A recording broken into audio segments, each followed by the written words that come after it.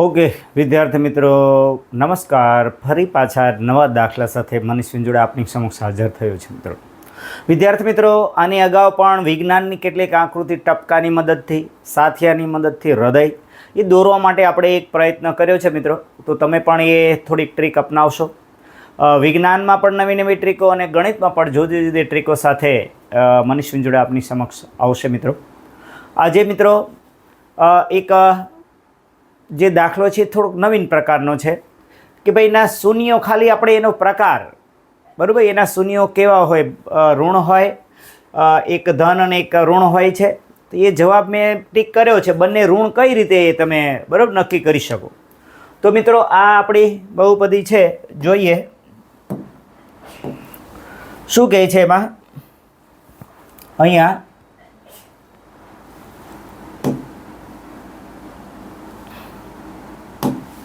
Okay મિત્રો, તો આવી રીતે છે એક્સનો વર્ગ વત્તા 99x વત્તા 127. રેડી મિત્રો? એ તો વાત નક્કી છે કે આપણે આ એ કહેવાય, આ બી કિંમત છે, આ સી, અને એ એક્સનો વર્ગવાળું પદ છે, એક્સ વાળું પદ છે અને અચળ પદ છે. બરાબર, એ આપણને ખ્યાલ પડી ગયો છે. તો અહીંયા આપણે એ બરાબર 1 છે, બી બરાબર 99 છે અને સી બરાબર કેટલા છે? 127. ઓકે, સારું. જોઈએ હવે આપણે પહેલાં બંનેનો સરવાળો શોધી લઈએ. જે આપણું સૂત્ર છે કે ભાઈ આલ્ફા વત્તા બીટા બરાબર માઇનસ બીના છેદમાં એ. તો બી અહીંયા 99 છે, 99ના છેદમાં એ એટલે 1. તો કેટલો જવાબ આવ્યો ભાઈ? -99. રેડી? એવી રીતે આલ્ફા ઇન્ટુ બીટા શોધી લેવાનું. સીના છેદમાં એ કેટલા છે ભાઈ? સી 127, એના છેદમાં 1. રેડી મિત્રો? તો આવા જે દાખલા હોય, કારણ કે એક ગુણમાં પૂછાવાનો, બરાબર, આવો જે દાખલો હશે કે ભાઈ એના શૂન્યો કેવા હશે, બંને ઋણ હશે, એક ધન હશે અને ઋણ હશે, એ નક્કી કેવી રીતે કરવું? તો મિત્રો આપ જોઈ રહ્યા છો અહીંયા બંને શૂન્યના સરવાળો ઋણ આવે છે. ખાસ સમજી લો, બંને શૂન્યના સરવાળો ઋણ આવે છે. અહીં બંને શૂન્યનો ગુણાકાર કેવો આવે છે? ધન આવે છે. રેડી? ખાસ સમજી લો, આ કેવો આવે છે?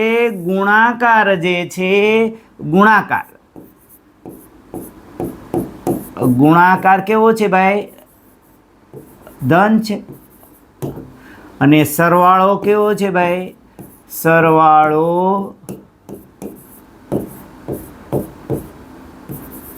ઋણ છે. પણ મિત્રો આ વસ્તુ અહીંયા મને એવી લાગે છે આ અગત્યની છે, ગુણાકાર ધન આવે છે. આ બંનેનો ગુણાકાર કેવો આવે છે? ધન. તો ધન ક્યારે આવે? બંને ઋણ હોય ત્યારે ધન આવે ને, કારણ કે આપ સૌને ખ્યાલ છે. બરાબર? ધારો કે હું એમ કહું -3 ગુણ્યા -5 છે તો કેવા થાય? +15 થાય. આ સમજવાની વાત છે. બરાબર? બંનેનો ગુણાકાર, જો માઇનસ અને માઇનસ બંનેનો ગુણાકાર ધન ત્યારે જ થાય. તો એનો અર્થ અહીંયા છે ગુણાકાર કેવો આવે છે? ધન. તેથી ગુણાકાર ધન ક્યારે આવે? કે બંને શૂન્યો છે એ ઋણ હોય ત્યારે બરાબર ગુણાકાર ધન આવે. બરાબર? એના ઉપરથી તમે ખાસ નક્કી કરી શકો કે ભાઈ બંને શૂન્યનો ગુણાકાર અહીંયા ધન આવે છે, માટે બંને શૂન્ય કેવા હશે? બંને શૂન્ય કેવા હશે? બંને શૂન્યો ઋણ હશે. રેડી મિત્રો? આ વાત ખૂબ અગત્યની છે. ગુણાકાર ધન આવે તો બંને શૂન્ય ઋણ હશે. જો ગુણાકાર ઋણ આવે, જો ગુણાકાર ઋણ આવે તો એક શૂન્ય ધન હોય અને એક શૂન્ય કેવું હશે? ઋણ. તો આ દાખલામાં તમે પ્રેક્ટિસ કરશો તો એવો આવશે જવાબ. બંનેનો ગુણાકાર કરી જુઓ. આપણે તો એક ગુણમાં પૂછાય છે, આ ગણતરી કરવાની કોઈ જરૂર રહેતી નથી. બરાબર. 2 ગુણમાં પૂછાવાની શક્યતા ખૂબ ઓછી છે. ખાલી માત્ર તમારે નક્કી કરવાનું છે શૂન્ય. હજી ફરીવાર મિત્રો કે બંને શૂન્યનો ગુણાકાર જો ધન આવે તો બંને શૂન્ય ઋણ હશે. શું કામ ઋણ હશે એ મેં ખાલી ઉદાહરણ સાથે સમજાવ્યું. આને ઉપરથી કે ભાઈ બંને શૂન્યનો ગુણાકાર અહીંયા ધન થાય છે. બરાબર. ધારો કે મેં ઉદાહરણ તરીકે લે -3 ને -5. એટલે આના ઉપરથી આપણે નક્કી કરવાનું છે કે બંને શૂન્યનો ગુણાકાર ધન આવે છે કે ઋણ આવે છે. જો અહીંયા ધન આવ્યો એટલે બંને શૂન્ય ઋણ હશે. અહીંયા તમે ચેક કરી જો. ચાલો બંને શૂન્યનો ગુણાકાર આ દાખલામાં આપણે ચેક કરીએ તો શું થાય? આલ્ફા બીટા બરાબર c/a. c કેટલા છે? -432/1. તો કેટલા આવ્યા? 432. ફરીવાર જો અહીંયા જોઈ લો શું આવ્યો? ગુણાકાર ઋણ આવ્યો. જ્યારે ગુણાકાર ઋણ આવે એનો અર્થ એમ થયો એક શૂન્ય કેવું હશે? ધન હશે, એક શૂન્ય ઋણ હશે. બરાબર. આનો અર્થ એવો થાય એક શૂન્ય કેવું હશે ભાઈ? એક શૂન્ય ધન અને એક શૂન્ય કેવું હશે ભાઈ?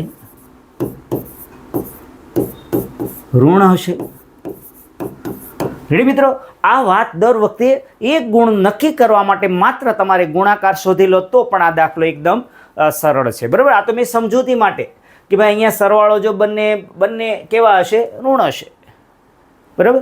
તો આ સુંદર મજાનો એક ખાલી માત્ર ગુણાકાર શોધો તો પણ આ દાખલાનો એક ગુણ સરળતાથી મળી શકે એમ છે. ખાસ હાથથી મગજમાં મૂકી દો. બંને શૂન્યનો ગુણાકાર જો ધન આવે તો બંને શૂન્ય ઋણ હશે. જો બંને શૂન્યનો ગુણાકાર કેવો આવે? ઋણ આવે. બરાબર. તો ખાસ સમજી લો એક ધન હશે ને એક ઋણ હશે. રેડી? તો મિત્રો આ એક ખૂબ સરસ મજાનો દાખલો છે જે સ્ટાન્ડર્ડ ગણિતમાં પણ અગત્યનો છે અને ક્યારેક એક ગુણમાં બેઝિકવાળા ગણિતવાળાને પણ આ પૂછી શકે એવો સુંદર મજાનો દાખલો છે. ઓકે મિત્રો, થેન્ક યુ. મનીષ વિંજોડા નમસ્કાર. ફરી પાછા નવા દાખલા સાથે મળશું. Okay, thank you.